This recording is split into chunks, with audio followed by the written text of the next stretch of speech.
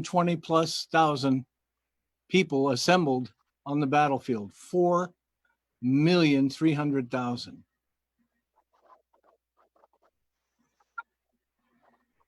Now,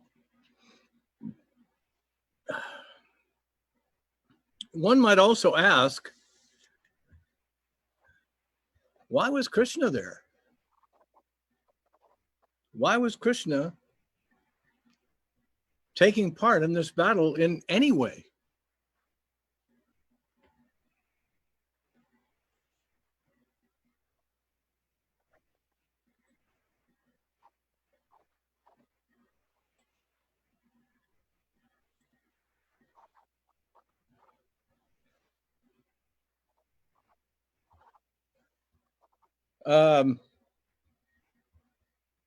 The fact is that both Duryodhana and Arjuna and the Pandavas, the Kurus and the Pandavas, wanted Krishna on their side. And so they both went to Dwarka. And as fate would have it, they both went on the same day at the same time. And they were told that Krishna was sleeping. They went very early in the morning and Krishna was sleeping. And so they went to the door of his bedroom, as it were, and they saw each other there, and it was very awkward. Oh, you're here to see Krishna? Oh, yeah, you're here to see Krishna. Oh, well, I got here first. And so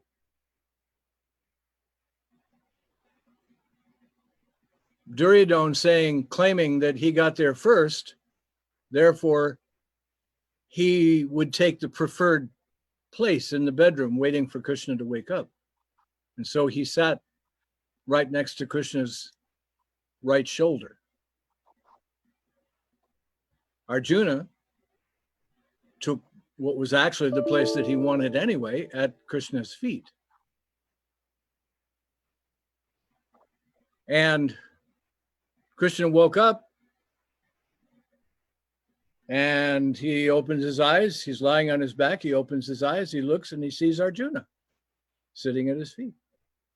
And he says, Arjuna, how wonderful that you're here.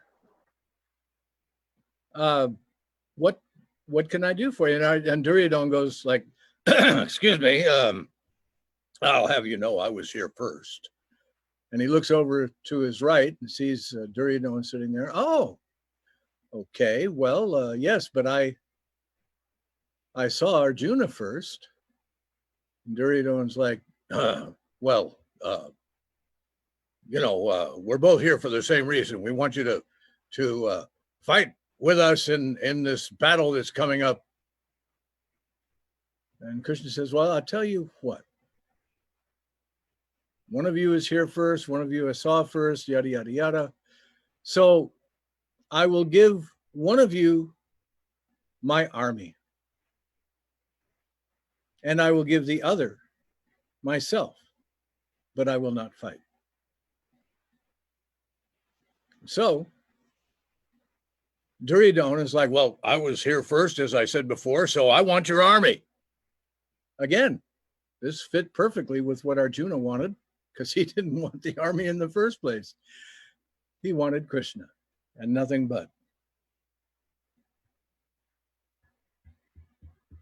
And this is also why it seemed that Krishna took sides against his own army, because his army was on the Kuru side. I believe it was one Akshohini of soldiers on the Kuru side, and Krishna himself was driving the chariot of Arjuna on the Pandava side. Now, Duryodhana had 99 brothers, most famous of whom is Dusasan, but he had 98 brothers in addition to that. And you may or may not know it, but 2 of those brothers actually joined in on the Pandava side against Duryodhana. They felt that Duryodhana's actions were unwarranted and that he was not on the side of Dharma. And one of these two brothers actually survived the whole battle. I don't suppose anybody knows who they are, so I'm, rather than, bore you with more quizzes, I'll just go ahead and tell you. One of them's name was Vikarna, and the other was Yuyutsu. Yuyutsu survived the battle. And in terms of how many people gave their lives on the battlefield of Kurukshetra, well, for the most part, all 18 Akshohinis were wiped out. So you're looking at close to 4.5 million deaths on the battlefield of Kurukshetra. Interestingly enough, one of the warriors on the Kuru side could still be alive today. Does anybody know who that is? I will ask that. Anybody know who it is that actually could still be alive today who fought in that battle? Any ideas?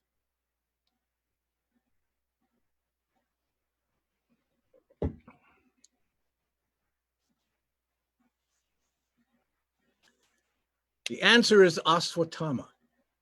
Aswatthama was cursed or blessed with, like Bhishma, being able to die to hold off death till he wanted to die. And so in theory, he could still be alive today.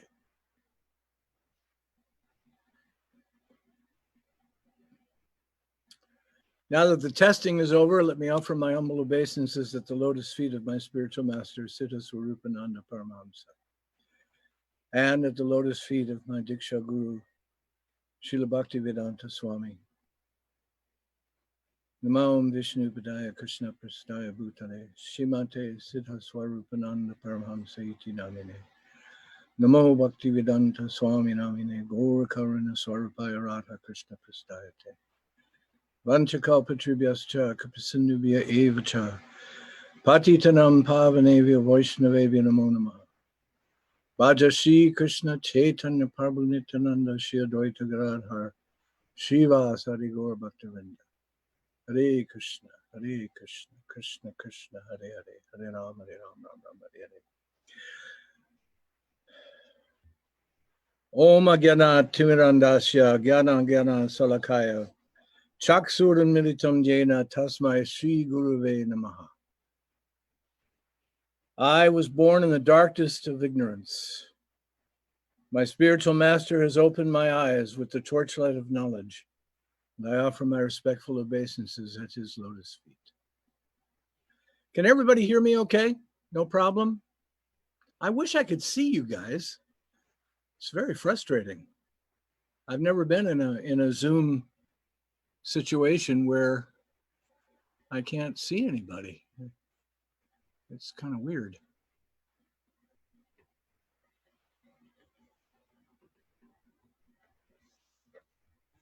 Oh, Caesar, you knew it was Aswatthama. Good for you. All right. Haribo. I finally saw Balakrishna. I don't know. Daryl, namaste, Haribo. Balaram, we're going to have to work on this because all I see is the people on top, and I see me way too much. I've got me on the bottom and I've got me on my left. So we got to work on that. And there's 24 of you. Okay, wonderful. Now I can see Galaxy, Vishnudas, Roland, Albert, Alan, and May. And who else have I got here? We've got Congregational Kirtan, April, May. We've got Aja. We've got Caesar, Emily, iPhone, and Ananda Dasi. Oh, we got more. We got Nara and Ellen, Haribo. Anne, nice to see you. I don't see you, but it's nice to know you're here. Jai and Sankhya. Wonderful. Thank you for joining us. We're dealing with the first couple of chapters in Bhagavad Gita. And I want to read some of what A.C. Bhaktivedanta said about Bhagavad Gita. He says, Bhagavad Gita is also known as Gita Upanishad. It is the essence of all Vedic knowledge and one of the most important Upanishads in Vedic literature. Of course, there are many commentaries in English, but one may question, therefore, the necessity of another one. Being so many editions of Bhagavad Gita available, none of them can be strictly said to be authoritative.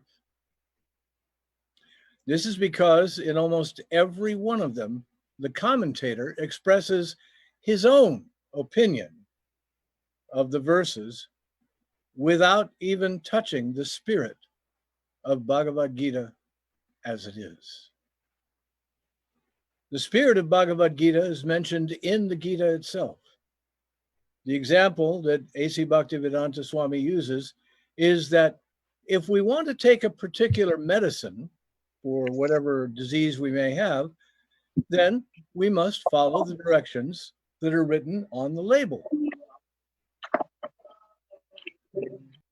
Okay, somebody's microphone is on. We must follow the directions that are written on the label. We can't just take our medicine willy-nilly according to our own whim, unlike what Mr. Trump says, or at the direction of some friend. It must be taken according to the directions on the label or the directions given to you by your physician. Similarly, Bhagavad Gita must be taken or accepted as it is directed by the speaker itself or himself. The speaker of Bhagavad Gita is Lord Sri Krishna. He is mentioned on every page of the Gita as the Supreme Personality of Godhead, Bhagavan.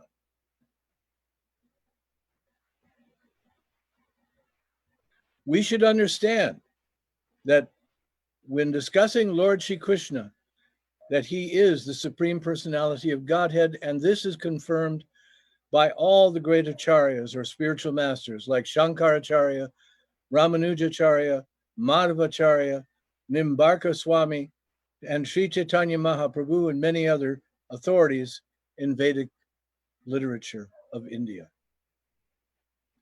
The Lord himself also establishes himself as the Supreme Personality of Godhead in the Bhagavad Gita. And he is accepted as such in Brahma Samhita and all of Puranas, especially Srimad Bhagavatam, known as the Bhagavat Purana, Krishna's tu Bhagavan Swayam. Therefore, we should take Bhagavad Gita as directed by the personality of Godhead himself. Bhagavad Gita should be taken up in a spirit of devotion. One should not think that he is equal to Krishna, nor should he think that Krishna is some ordinary guy off the street, or even a very great personality. Lord Krishna is the Supreme Personality of Godhead. So, according to the statements of Bhagavad Gita, we should at least theoretically accept that if we are to understand Bhagavad Gita,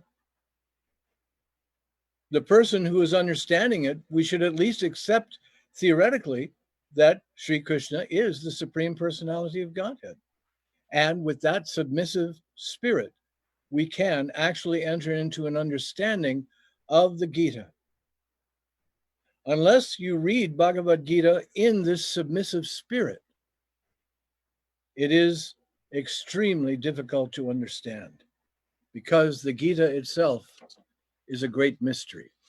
And I can attest to that. I read the Gita a year or so before I met my spiritual master, and I had a completely wrong understanding of it from reading some nonsense version But even, I mean, but the words are there, but without understanding it in this submissive way, understanding that this is God himself, it plays on your mind, and you think that this is what he's saying, but actually that's not. So Bhaktivedanta Swami goes on, just what is Bhagavad Gita? The purpose of Bhagavad Gita is to deliver mankind from the nescience of material existence. Every single person is in so much difficulty in so many ways. As Arjuna was in difficulty in having to fight this battle of Kurukshetra. Arjuna surrendered unto Sri Krishna, and consequently this Bhagavad Gita was spoken.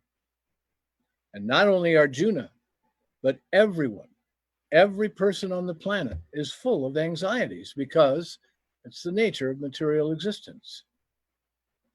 Our very existence is in the atmosphere of non-existence. We're constantly fearing death and destruction and chaos. Actually, we're not meant to be threatened by non-existence or death because our existence is eternal. But somehow or other, we've been put into this asat, that is not sat, asat situation. Sat means that which is eternal, and asat means that which really does not exist. So, therefore, what is this material existence or material nature? This is also explained in the Gita and is called inferior prakriti, inferior nature. That is the nature of the material world. The living entity is also prakriti, but the living entity is explained is superior prakriti. Prakriti is always under control, whether it be inferior or superior. In other words, whether it is material nature or whether it is the spirit soul. Now, the nature of Prakriti is female, and she is controlled by the Lord, who is the supreme male, Purusha. Prakriti is controlled by Purusha. The living entities and material nature are both predominated. They are controlled by the Supreme Lord. According to the Gita, the living entities, although they are parts and parcels of the Supreme Lord, nevertheless, they are all considered to be Prakriti, the energy of the Supreme Lord. Material nature itself consists of three qualities. Does anybody know what those qualities are? They are called the three gunas. They are the modes of goodness, of passion, and of ignorance. And all of our activities in this world are a result of so many mixtures of this goodness, passion, or ignorance. Just as there's only three primary colors, and yet all the infinite colors of the world are somehow made up of these three primary colors.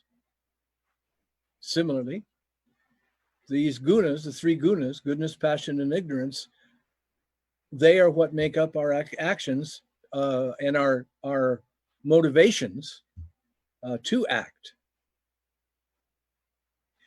They are under the modes of material nature, and they are under the control of eternal time.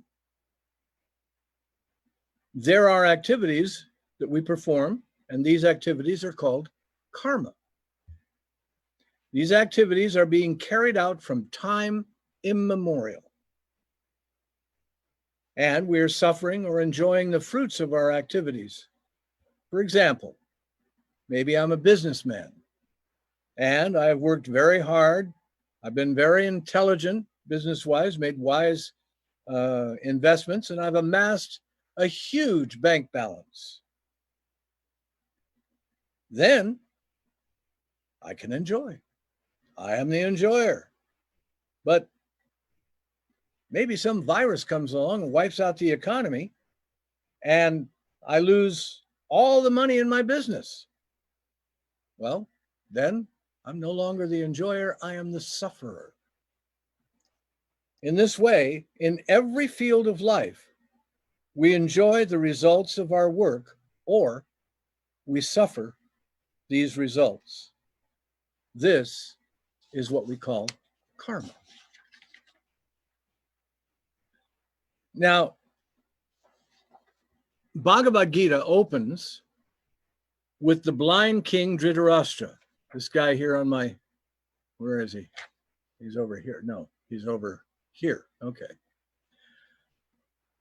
Requests his secretary, "O Sanjaya," he says, "what did my sons and the sons of Pandu do upon the battlefield of Kurukshetra?"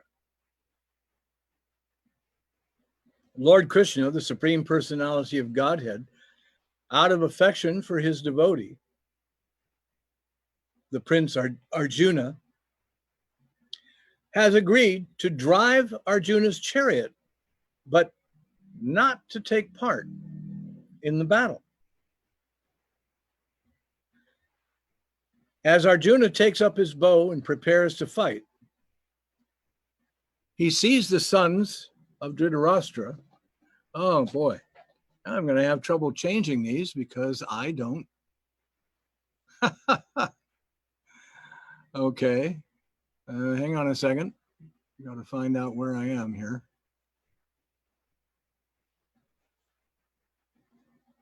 Okay. He asks Arjuna to take him to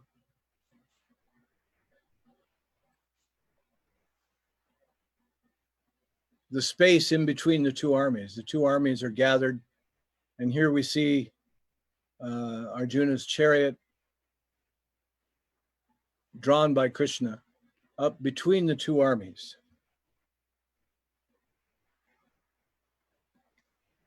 There, in the midst of these two armies, Arjuna's mind starts to reel.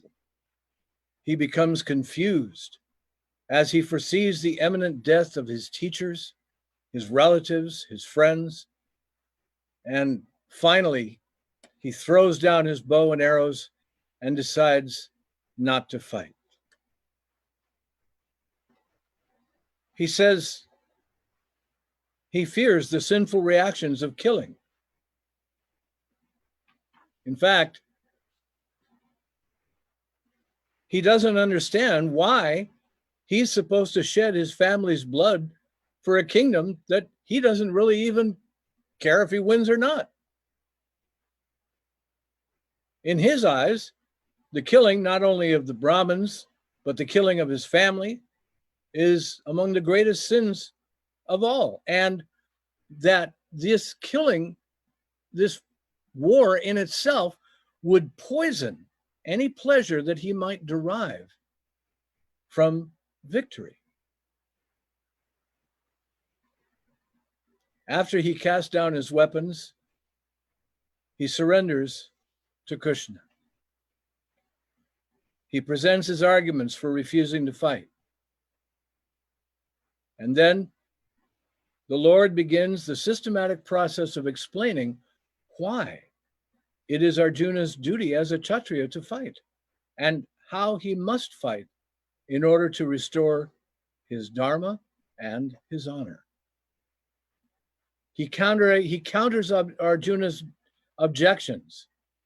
First, Krishna analytically explains that fighting in his service is, by its very nature, transcendental and will bring no sinful reaction.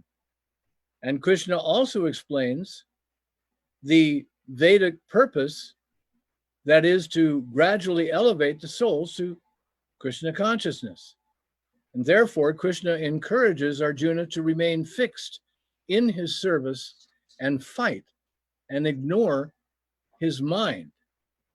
He says, O Partha, how can a person who knows that the soul is indestructible, unborn, eternal, and immutable kill anyone or cause anyone to be killed? The soul can never be cut into pieces by any weapon, nor can he be burned with fire, nor moistened by water, nor withered by the wind. Then he goes on to explain samsara, the eternal cycle of birth and death. He says that for the soul, there is neither birth nor death, but simply a giving up of one body at the end of each round of bodily birth and death. He says, just as the person puts on new garments, giving up his old and useless ones, similarly, the soul accepts new material bodies, giving up the old and useless ones. He tells Arjuna that the wise know this and that they are not bewildered by it. He says the purpose of this cycle is to allow a person to somehow climb or work off his karmic reactions from millions of past lifetimes. And he further explains that if a person can actually perform his duties, perform activities selflessly in the service of God, of him, then they can actually work off their karma, eventually leading to the attainment of enlightenment and vijnana, and an end to samsara. If they act selfishly, then they act according to the demands of their senses and mind, then they keep accumulating more debt, putting them further and further into karmic debt. Krishna presents the three main concepts for achieving this dissolution for achieving this enlightenment of the soul. Renunciation, working in devotional service, and meditation. All of these three elements are for the purpose of yoga, or union with God himself. Krishna says that the truly divine human, or the truly wise, does not renounce all worldly possessions or simply give up all activities, but he rather finds peace in completing their action in the highest service to God. As a result, a person must avoid the respective traps of the three gunas: rajas, anger or ego; tamas, ignorance, darkness; and sattva, harmony, goodness, purity. He says, one who restrains his senses and fixes his consciousness upon me is known as a man of steady intelligence. Arjuna then said, O Janardhan, O Keshava, why do you urge me to engage in this ghastly warfare if you think that intelligence is better than fruit of work? I'm confused. Which one is better? Krishna turns to him and says, all men are forced to act helplessly according to the impulses born of these modes of material nature. Therefore, no one can refrain from doing something, not even for a moment. Bhaktivedanta says in his purport, this is not a question of embodied life, but rather it is the nature of the soul to be always active.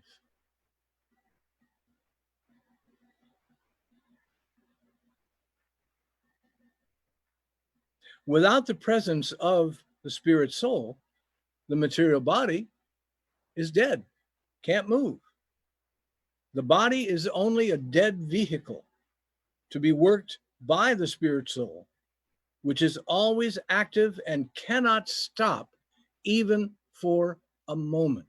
So we all have to, by our very nature, engage in some activity, no matter what it may seem by the impersonalists who want to sit on a mountaintop or sit in a cave and sit down and do nothing and reject activities.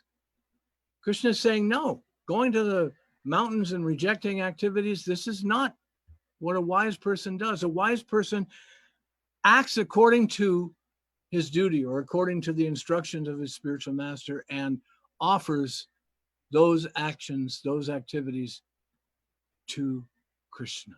This is devotional service. This is higher than jnana. It's higher even than karma yoga, and it's higher than some meditation.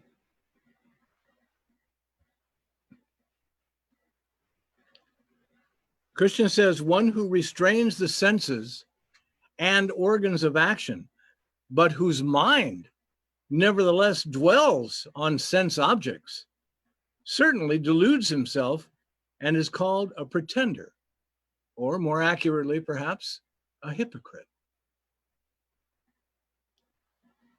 Such a person may look good, may seem to do all the right things, may say all the right words, but they will never attain the supreme. Therefore, Krishna advises Arjuna and us that he who controls the senses, however, through his controlled mind, and engages his active organs in works of devotion without attachment to whether it's, you do something and, we're so attached to the result. We want the result, we invest and we want some money back, as it were. But he says, you must do these works of devotion for the sake of Krishna's pleasure, without attachment.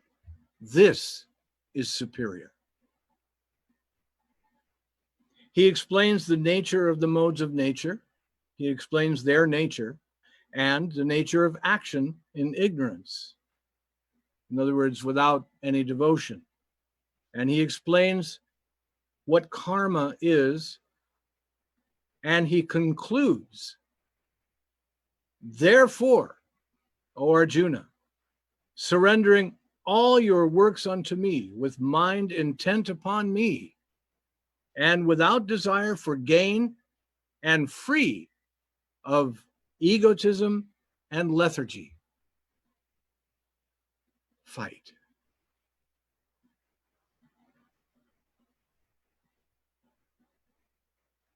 So we are in the perfect situation, being able to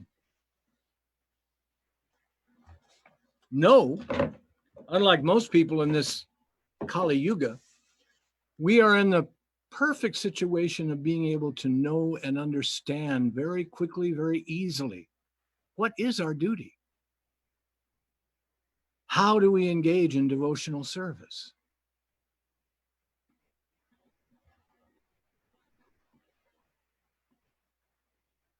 Chanting the holy name of God, making an offering, doing arti, sankirtan, offering service at the feet of our spiritual master. So many ways. It's laid out to us very clearly, very simply, how to live our lives in the most spiritually beneficial way. We're so fortunate in this. So many people are so confused. They're so confused by what they think is their duty to their family, their duty, just like Arjuna, their duty to so many things, to their business, to their whatever have you. They have no understanding of who they are, of why they're here, of what the real purpose of life is. Many act in the mode of goodness. And they want to help others. They create a charity, or they want to, perform some good acts. But again, without devotion, these are simply creating more karma. By acting in devotional service, by offering everything from our sleep to our waking moments to our food to our activities, by consciously offering all of these things. You get up in the morning, you offer your day to Krishna. At least 3 or 4 times a day. Offer your life again and again and again to Krishna. Whatever you're doing. You're making prasadam, and you're thinking about, oh, this is going to be good. Catch yourself. And remember that Krishna is the one that you're trying to please. And give your life to Krishna. Give your life to our spiritual master. Give your life to devotional service, real bhakti. In this way, our lives can be perfect. Perfect. Doesn't mean we are perfect, but our lives are perfect in our devotional activities. That makes it perfect.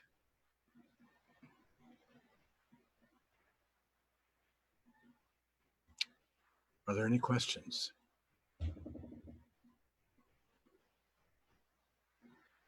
This pretty much sums up the first couple of chapters of Bhagavad Gita. We'll look into more of the Gita in the coming days and try to give you some background information that you may or may not know. And hopefully you'll find it of some use in your life.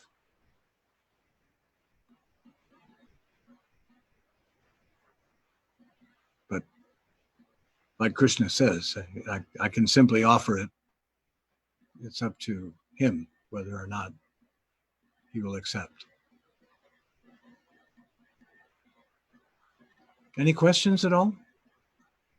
Or thoughts or anything? Namaste. Namaste, Sol.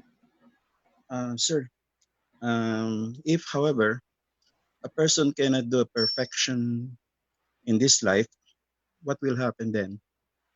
Well, there is no loss or diminution. That's the beauty of bhakti, that it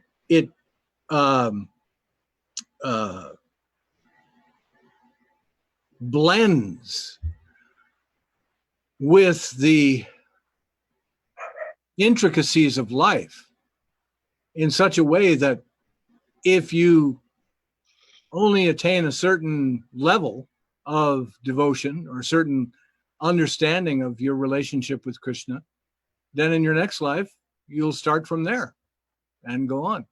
It's just like, why do you think you are here in the first place?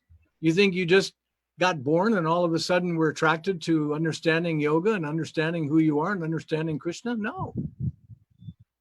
You being here, just you being here and listening to Bhagavad Gita is the result of who knows how many hundreds and thousands of births. Who knows how many times you've maybe given alms to a devotee that you didn't even know was a devotee. You thought they were just a beggar. Or that you've made akarma. You've gained some punya, some ability to be elevated in your thinking. This does not come just because whatever. It's kind of like, you know, it takes lifetimes for a person to gain so many things materially. I mean, the example is there. People like John Lennon, who Bhaktivedanta Swami said was, you know, has been a musician for many, many lifetimes. And now, you know, he became very famous and he didn't know what to do with it. His life was miserable in spite of the fact that he was rich, wasn't happy. People like Trump. You think Trump just like, you think people are just born into wealth for no reason? No, there is a reason. We are given these things due to our past. These things are cumulative. So, does that answer your question? Yes, sir. Wonderful. Yeah. Yeah. It's another question, sir. Yeah, it's not so easy to control the mind. Tell me about it. So yeah. So what is the best thing to do to motivate a person to control the mind? Well, motivation isn't really what you need to control. Well, actually, yeah, it is. So the thing is that we are naturally in a situation where we are not motivated because there are so many hindrances to our being motivated, mainly our senses and our mind. You see a pretty girl walk by, you see a handsome boy walk by, and immediately you're thinking, gosh, I wonder what it would be like to kiss that person, or I wonder what it would be like to see that person without any clothes on, or I wonder what it would be like to taste a hamburger, or I wonder what, you know, we grow our children, devotees grow their children never knowing the taste of meat. And naturally, some of them may think to them, you know, especially because of the influence of others who are not devotees. They go to public school or whatever, and other people say, oh man, you should try a burger, man. You shouldn't just, you know, just don't eat it because your parents say you shouldn't eat it. All these different incentives or, you know, things that want to keep us from doing the right thing. But in terms of learning to want to do the right thing, that comes from that comes because of actually one thing, Krishna's mercy. But you do the right thing. This is this performance of sadhana bhakti. You do what Prabhupada says for you to do. You make an offering. You chant Hare Krishna. You go out, you read scripture. You read Bhagavad Gita.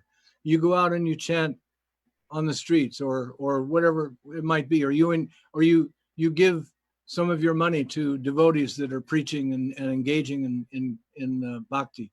You all of these things. But the thing is, you need to do it consciously. You can't just go out and do it just because, oh, somebody said that you should do it. Or just because, well, you know, it says, you know, Srila Prabhupada said that we should do this or we should do that. We should offer our food. And then what happens? You start eating something that you made and you're like, oh, shit. Oh, damn, I forgot to offer it. So what do? I mean, you already took a bite, you know? So you bow down in your heart of hearts and you beg forgiveness. And you understand that you're an idiot.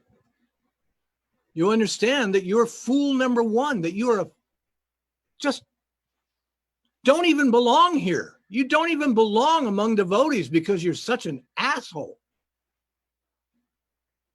You don't even belong. Why are you here? You're here by Krishna's mercy. And when you come to realize that, then your prayer becomes, let me understand your mercy. Let me love you. That's the other thing you need, is not just action, but the mind. Let the prayer of your heart, let your prayer be, let me love you. Please engage me in your loving devotional service. Not engage me in your devotional service, but in your loving devotional service. It's not just a matter of, going and making some food and offering it to Krishna on your altar or whatever. No. It's not just the mechanics. It is who you are. And if you're not who you want to be, then the only way that you can become more attracted to Krishna is by Krishna's mercy. The only way that you can learn to, you cannot manufacture love. You cannot manufacture sincerity. Only Krishna can give you these things. And so you must ask him for it. Ask for his causeless mercy. Ask him to help you to understand that he is always your friend. And that nothing that happens to you is because he doesn't like you. No matter what or how, painful it may seem, you accept the pain. We were talking last week, I think it was, about the fact that Prahlad Maharaj got thrown into snake pits and taken out and thrown naked into the snow and, went through all kinds of suffering. Haridas Thakur was beaten and whipped through 30 different marketplaces in India. And Lord Jesus was strung up and nailed to a cross. Becoming a devotee doesn't guarantee that, everything is going to be hunky-dory. And now there's no pain. And what happens if you think that, as many people do, is that the minute some big pain comes along, you're like, Krishna abandoned me. Well, fuck that. I'll just abandon him then. And this is where ego, false ego, and our mental BS just screws us up. Do you understand? Yes, sir. Copy. Good questions. Good questions. Yes, sir. Can I have another question, sir? Absolutely. Well, so far, you're the only one. Wait a minute. Wait, before you ask, let me look at the chats here.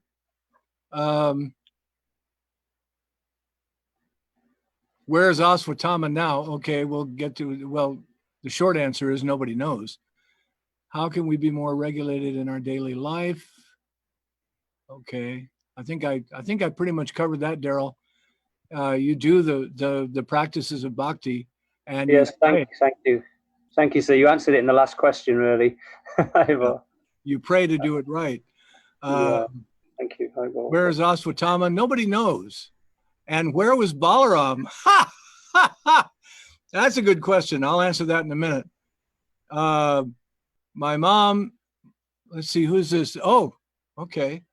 Bam says, my mom used to dream of the golden chariot of Krishna in the battle of Kurukshetra. She was really excited before seeing the whole picture. She would wake, but she remembered that she was standing in front of the big wheel and seeing all the details of the chariot. My question is, does dreaming of Krishna's pastimes benefit the person who dreams of it, or is it really, or does Krishna relate to us through our dreams?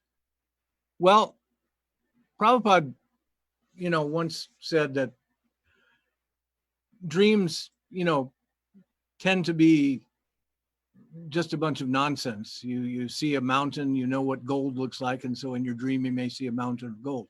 However, when you dream about him or you dream about Krishna, this is the mind that's actually falling into place. If you can dream about Krishna in your unconscious mind, this is a wonderful thing. And you should, like, do whatever you can to, go to sleep with Krishna in your mind, or, thinking about his golden chariot or whatever. Yeah, absolutely. It's purifying. I mean, anything to do with Krishna is totally purifying. So if you have the benediction, I'm envious. If you have the benediction of being able to dream about the details of Krishna's golden chariot, my gosh, what a boon. What an amazing transcendental wonder. That's amazing. That's, Ellen, you are a fortunate soul. So, keep doing it if you can. Okay, I'll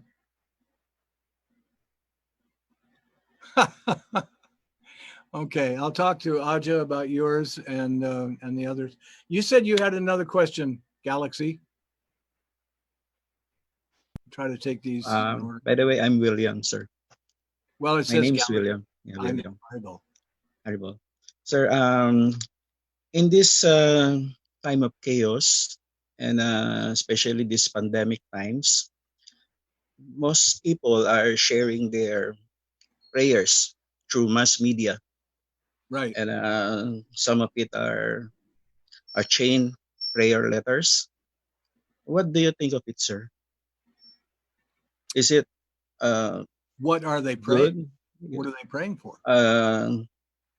They are praying for you should pray this, pass it to some people so you may be benefited, or if you do not. How? Yeah. This is the question. Christians tend to pray for material things. They tend to pray for somebody to get well. They tend to pray for safety. They tend to pray for wealth. They tend to pray for so many things. And if this is the nature of the prayer, oh, join me in this chain of prayers so that we can make the whole world well, or we can unite in our love of Christ. And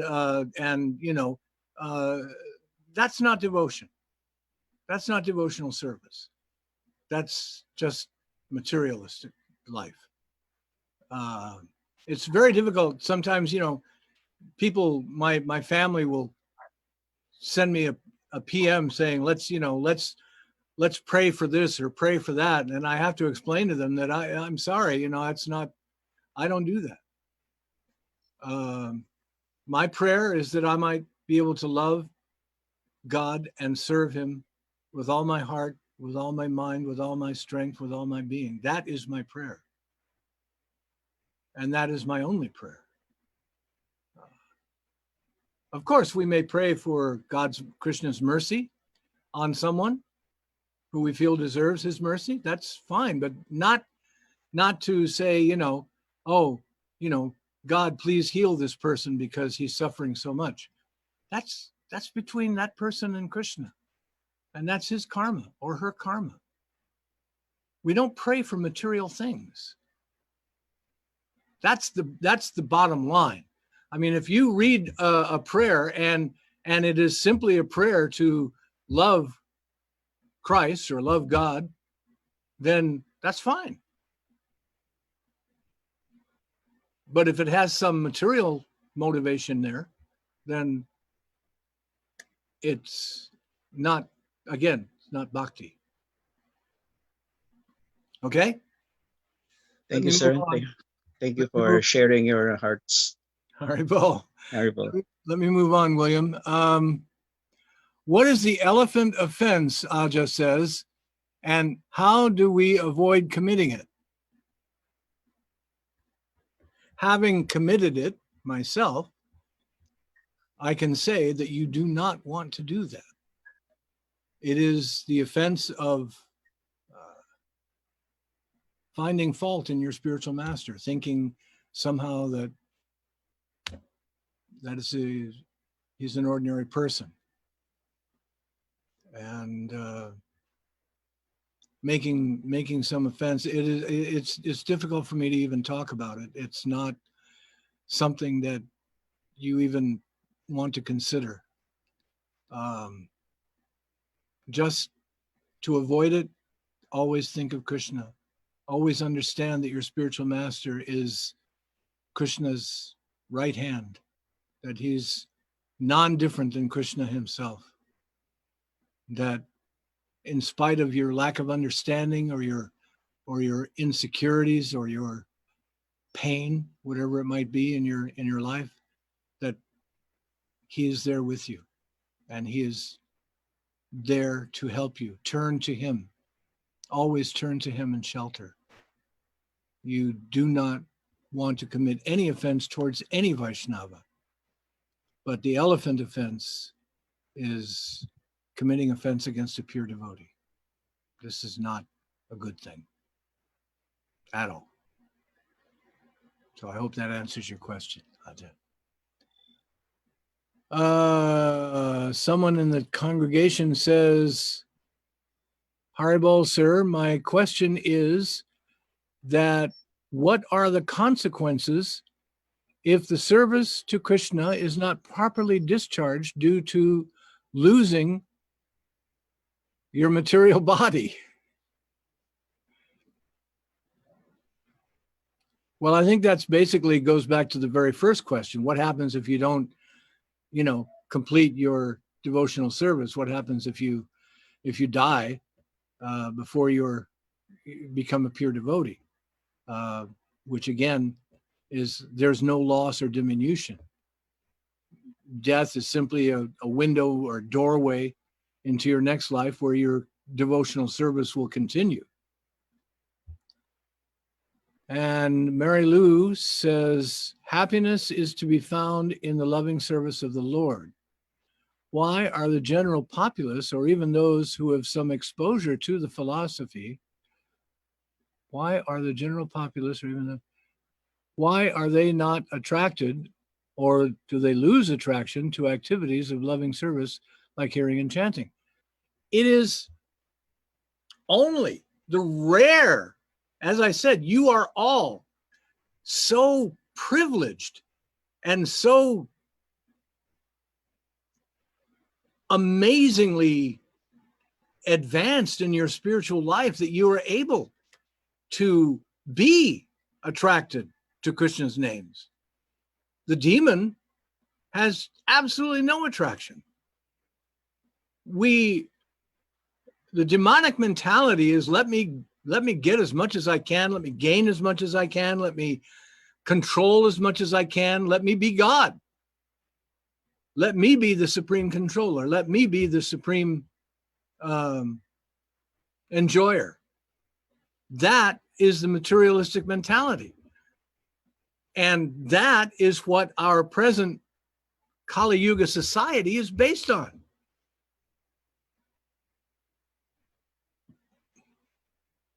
Coke is it. Have a Coke and your life will be perfect. Have a Coke and your life will be elevated to the highest level possible. Eat a McDonald's hamburger and life will be sublime. Buy a Mercedes and everybody will know that you have made it to the top.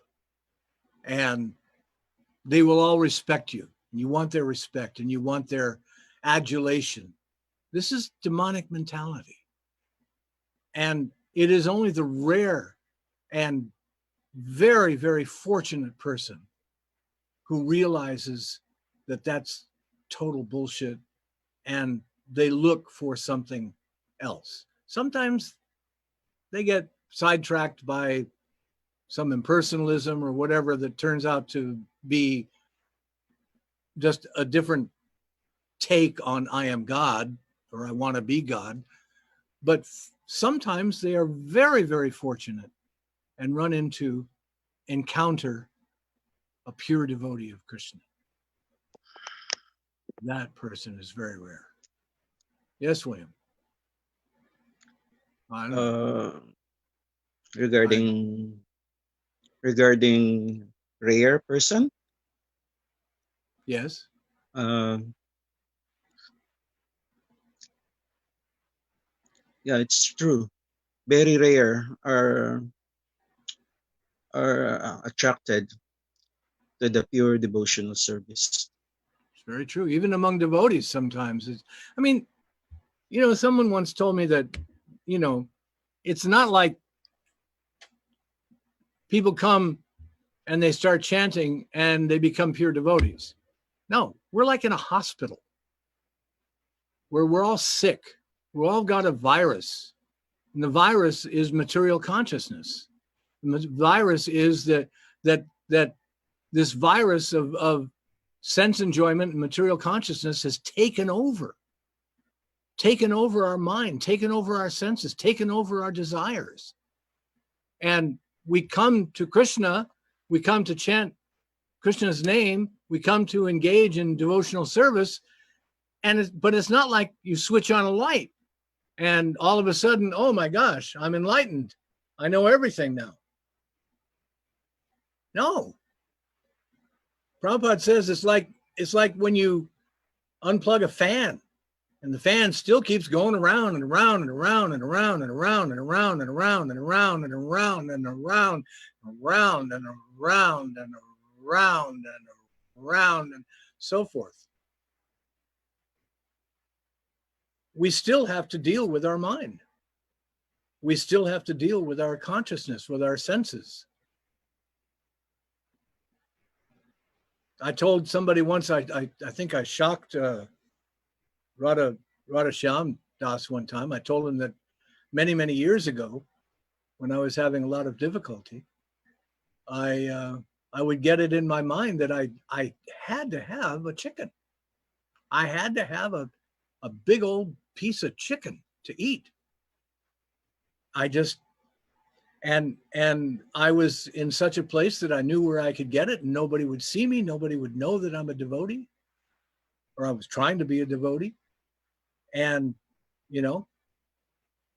I would buy this piece of chicken and I would take it around behind a bush or something. And I mean, the mind is just insane.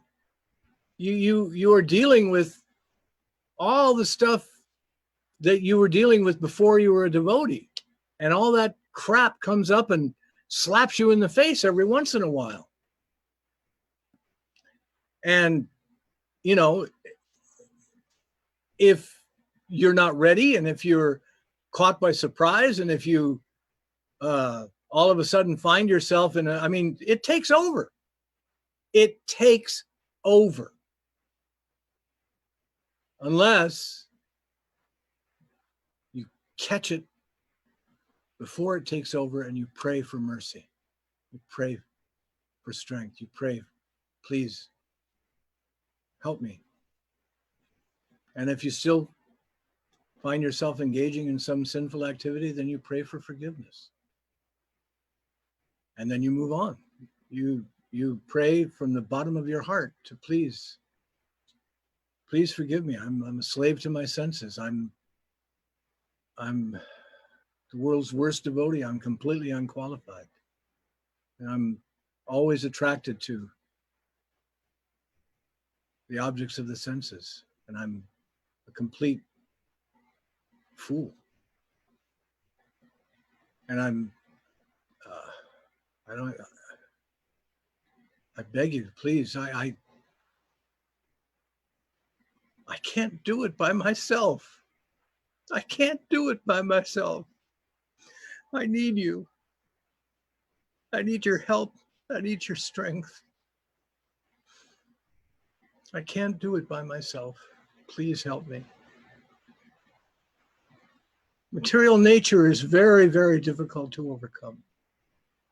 Only by the mercy of Krishna, only with his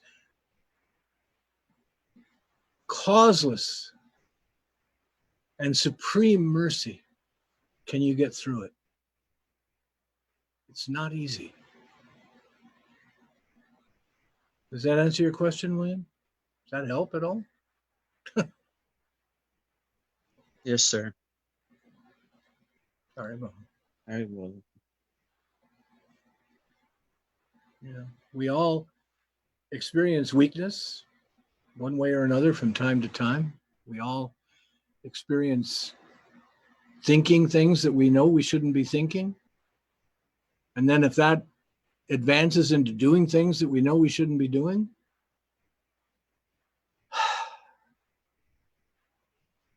it's a difficult mountain to climb.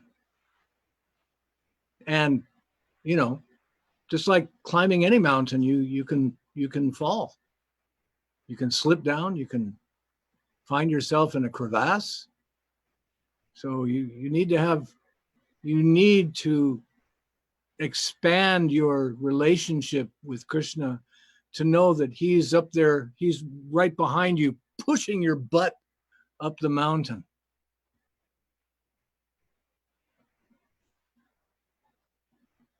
It's especially difficult for someone who's been as offensive as I have been in my life.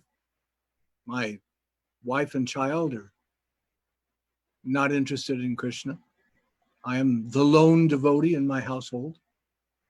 And I look at so many families online on Zoom and everything and they're chanting, you know, and they bring people into their homes on Zoom and they chant. And, you know, I'm like, oh my God, how wonderful it would be to be able to chant with my family, you know, but that's that's the result of my stupidity. So try not to be stupid. Try to always, always, always remember Krishna. Always remember that he is your friend. He is your friend, and he wants only the best for you. Sometimes it's not easy, but that is his nature. And when you acknowledge that, he is so pleased. Even you fall down, if you acknowledge that you're weak and that only with his help can you do the right thing, then he's there. He will give you the strength that you need. The mind is always coming along and saying, you know, do this, do that. But the wise man, the devotee, ignores. The mind is going to be going. It's going to be going. And it's always going to be, you know, testing you. It's always going to be saying, oh, let's do this. Oh, let's do that. Always.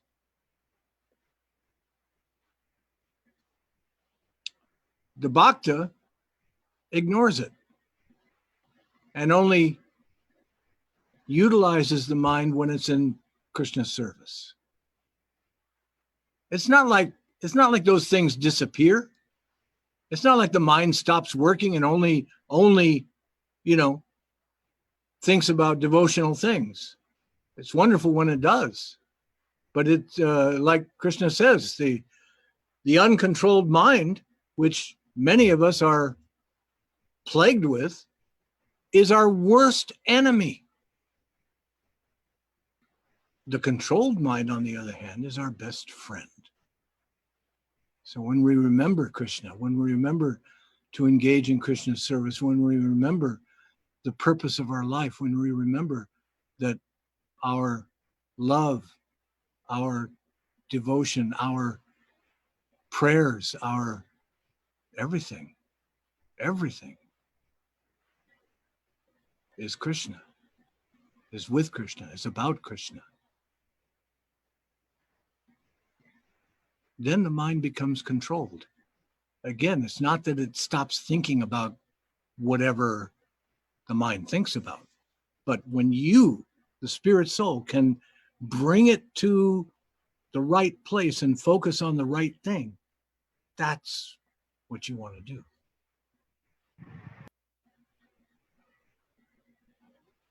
Okay. Somebody asks, where was Balaram? Ellen, you want to know where Balaram was during the Battle of Kurukshetra? That's interesting. Balaram was, he was kind of disgusted with the whole Pandava, Kaurava thing. And he was kind of like, he just basically said, you know, Krishna, if you're going to be in this thing, I don't want to have anything to do with it. And so Balaram went on a Tirtharaj. He went on a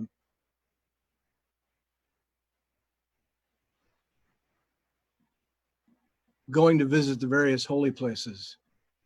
And actually, that's where he met the sages in Namasharanya.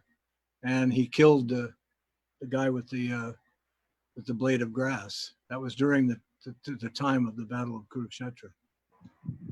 So yeah, he was on a Tirtharaj. He was on a, you know, going from one holy place to another during that time.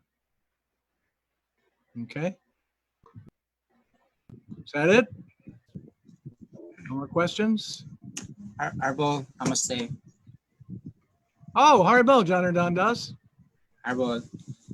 I just want to ask regarding the education of the children. We already heard from Srila Prabhupada that he compares it to like sending them to slaughterhouse. You're talking about public school. Yes. And but it's so easy to be forget, like for example, some will say that, oh, because we don't have educational system, or how about the education of the children, etc.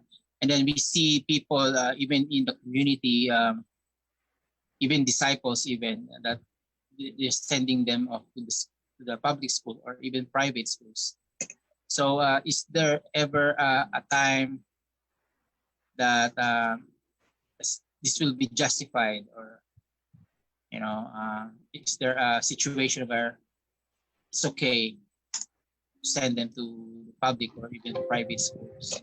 Well, public school is a real slaughterhouse. Public school is just,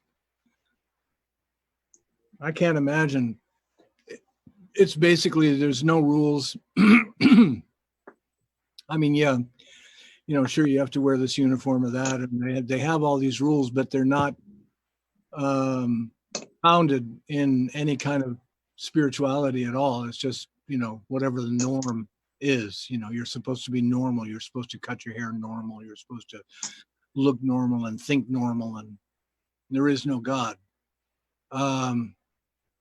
Private schools, on the other hand, we found, like Shanti has been going to private schools for a long time. She was homeschooled for a while, for many years, but we had her in a Montessori school for a while, and we had, now she's going to a school called Bloomfield, and next year she'll be going to a performing arts school. Now, the thing is that I've given Shanti everything I can.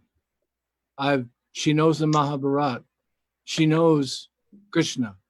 She knows who God is. And she goes to her religion class at Bloomfield and she tells the teacher what's what, which is kind of cool. You know, the teacher starts talking about Hinduism and she's like, no, no, no, that's not right. There aren't many gods. There are many demigods, but there's only one God in Hinduism, and it's like this, it's like this, and like this. And you know, that's gratifying, but she doesn't want to go to Gurukula. She doesn't want to go to. I tried my best to entice her to, you know, see if I could at all interest her in going up to the girls' school, but she had no interest. Just between her mother's influence and whatever, you know, she doesn't come to Binyan. She doesn't go to the gatherings. But again, you know, she has the knowledge. And so hopefully, I'm hopeful that sooner or later that will come through. Hopefully she seems to respect my example of my own spiritual path. And that's really all you can do. You can't force a child to do something that is just going to make them more and more angry. You know, you can't, I mean, you can force a child to, when they're really, really young. I probably could have gotten Shanti into the girls' school when she was, I tried when she was like 7, but they wouldn't accept her. They said, no, nobody, we don't accept anybody until they're like 13 or 14 or something. And I'm like, well, that's too late. I could have gotten her to go to Krishna school when she was young enough that she had no control and had no likes or dislikes as to whatever she wanted or didn't want. But once they get to a certain age, if, you know, as they become more and more teenagers, their friends become more important to them than you are as their parents. And you just have to hope and pray that they make friends that are not like the friends, you know, that I knew. And that they're, if not devotees, at least intelligent and, you know, thoughtful and sincere, not just superficial and weird. But this has been a very difficult journey for me, you know, because I would love for her to go to a Gurukula school. But I can't force her. I can't force her to go to gatherings. Fortunately, my wife doesn't force her to go to her church either. So, you know, she's not getting really indoctrinated one way or the other. Like I said, we've read Mahabharata, and she knows the stories and she understands Bhagavad Gita, and she's constantly, when we discuss things that are going on in the world about, I remember one time I mentioned that Krishna was the cause of all causes, and yet he himself has no cause. And that just blew her mind. She was just like, how is that possible? I said, well, it's possible because Krishna is God. And, you know, so she's thinking about these things. And I have to take some shelter in that, some gratification, and that, you know, I try my best to awaken her to seeing things the way a devotee sees things and not just see what's on the surface. But I would never, I mean, unless, I mean, I have to say, Balaram told me, Balaatma told me that, you know, he didn't go to school past like 10 or 11 years old.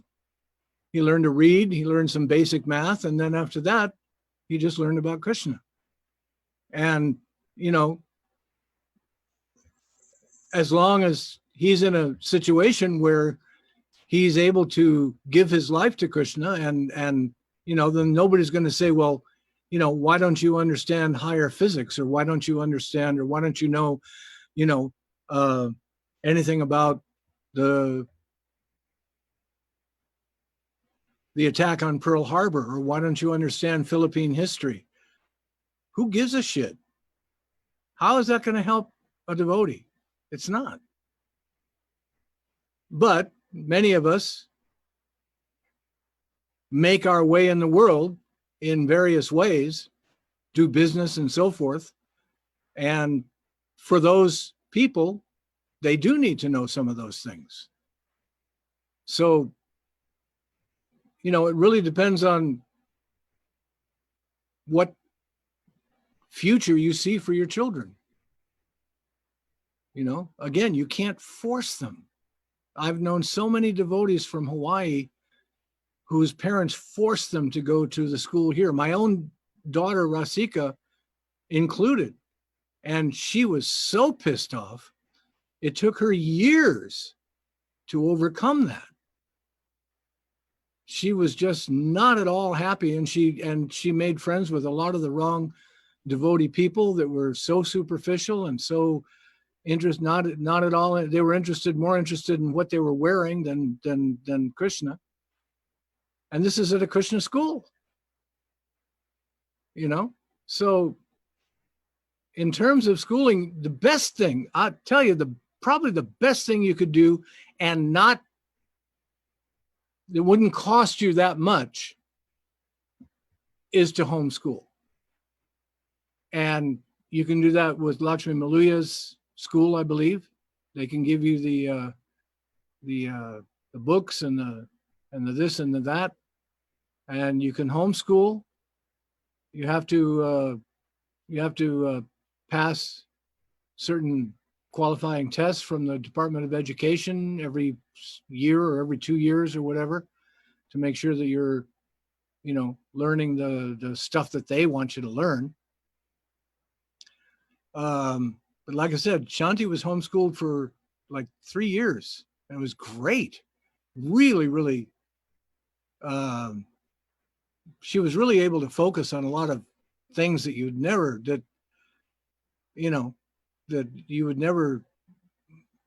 get to focus on in a public school or even a private school.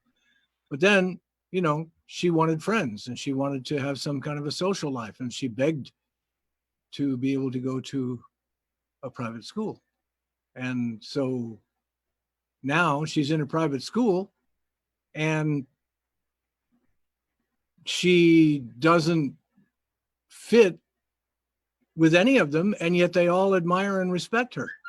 She doesn't fall into and I think that was because of her homeschooling. She doesn't fall into the socializing and the superficial bullshit that most high school kids do. And they respect her for it. They teased her for a while, and then she turned around and said, "Fuck you," basically. And now they're like, "Oh, I guess you're okay." And they respect her for the fact that she's her own person, as it were. So I don't know.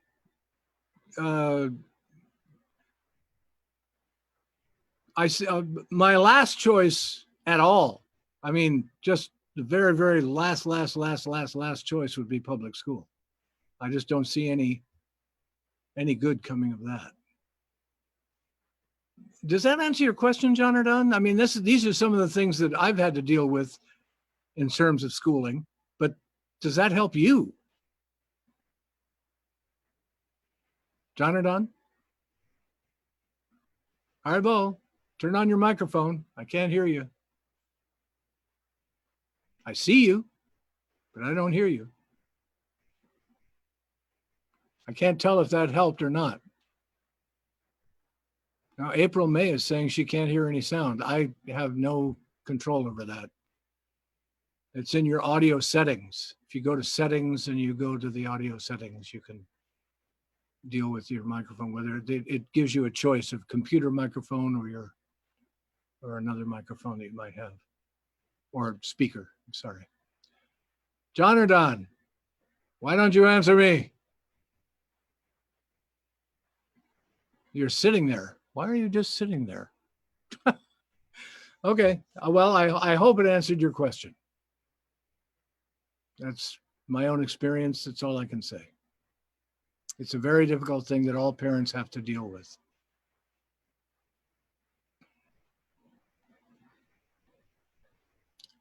Kim says, how would you introduce Krishna to a country where the majority of the people who live there are atheistic? Well,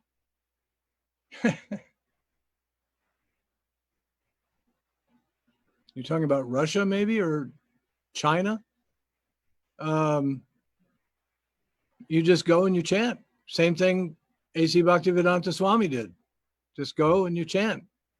And if people come around, they want to hear more about the chanting, or they want to chant with you, and you explain what it's about, and you explain that there is a God, and go from there. Answer their questions.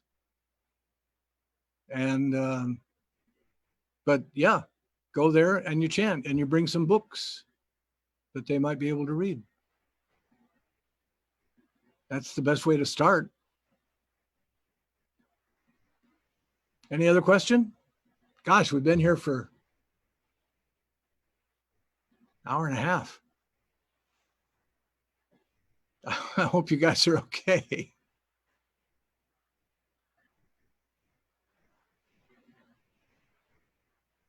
No other question? If there's no other questions, then please chant. Apparently next week, or next time we get together on next Tuesday evening, I'd like to remind you that, we'll be doing this on Tuesdays, Thursdays, and Sundays.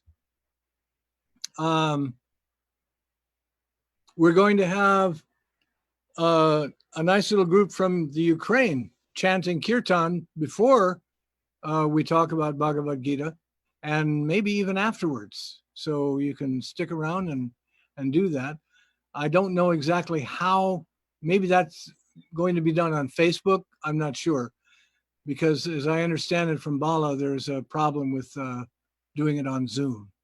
So let me say thank you very, very much. Please come back again next Tuesday, same time, same station, and we'll continue in the going in order on the Bhagavad Gita. Haribo, namaste. Daryl, thank you very much. Haribo. Hi, Krishna. Thank you, sir. Hobo. Haribo, thank you.